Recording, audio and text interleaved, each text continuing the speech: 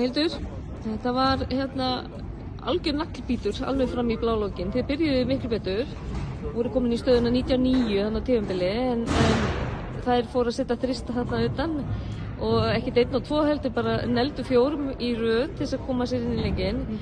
En blálókin, þá var þetta afturorðið leikur. Þið svo sem sneruð upp á ykkar leik og náðuð að koma ykkur aftur inn, en nú þið komin í stöðuna 2-0.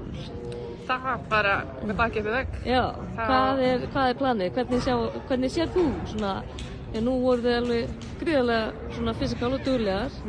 Hvað er svona þínu mati finnst þér að þið þurfa að gera til að sigra og þið náttúrulega eins og segir með bakið upp í vegg? Grunninn náttúrulega bara við þurfum að fara í 3-0.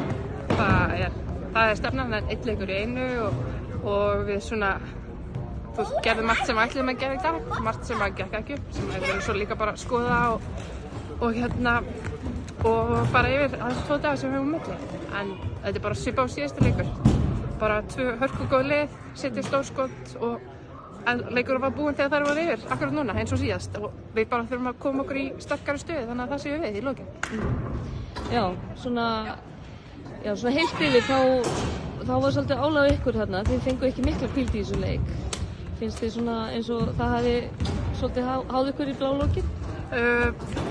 Já og nei, þetta er bara, við erum í úrslitakeppni. Ég býst ekki að fá neina hvíld. Ég er svona að spila mig í gang eiginlega, en liðið það við bara engar afsakanir. Bara núna í tíminn og við þurfum að toppa núna og við þurfum að spila okkar besta leik ef við ætlum að vinna gott leik Hauka. Þetta er bara gangið ykkur súper vel. Takk fyrir.